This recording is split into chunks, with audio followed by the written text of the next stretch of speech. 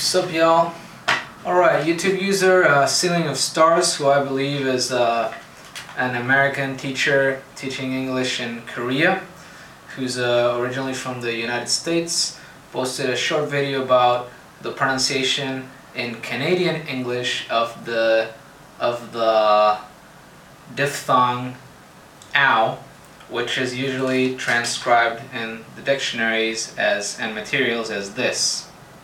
This is the diphthong found in the word house. You can see here that even though this is a phonemic transcription, I've included this little symbol which means non-syllabic, meaning that the second element of the diphthong is non-syllabic.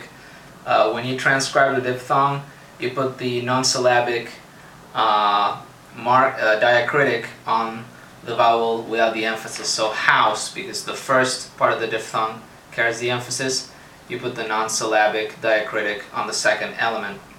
This is not necessary in transcription because everybody knows that if you write this down in English, you mean the diphthong.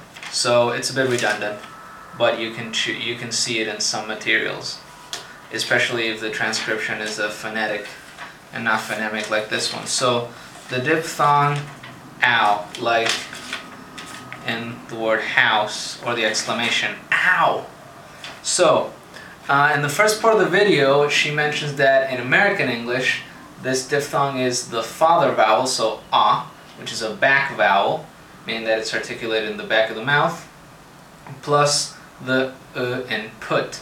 Now she's right about the second element, and she's also right about the first element, but it's not quite that simple, because you get a variation just like you do in Canadian English. She cited 4 different alternatives by region. You get a variation in the United States too. And as far as I can tell, there's variation between these 4 phonetic values for the first element of the diphthong. You can have an a, like the vowel in the American pronunciation of cat. You can have this, which is a more open vowel and a little less fronted, which is the British or the British realization of the cat vowel. So instead of cat, they say more like cat, cat. Still a front vowel, but a little less fronted and a little more open than the general American realization. Then you have a central a, like the one in Spanish, and the one in the northern English, meaning the north of England, English pronunciation of the cat vowel, which is more like cat, cat. And then the father vowel, corresponding to the general American pronunciation of father.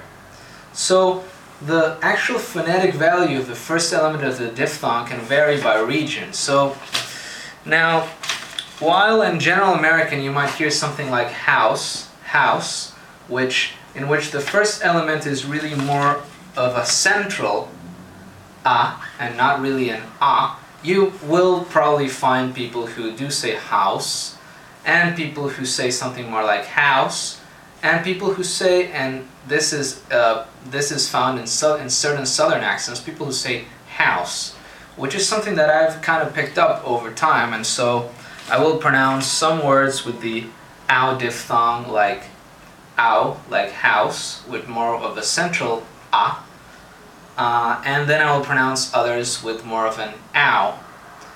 So I will probably say something like house, and especially if I'm thinking of going down south and having some fried chicken and cornbread. Alright, that's it for this video. Look forward to your comments. Catch you guys later.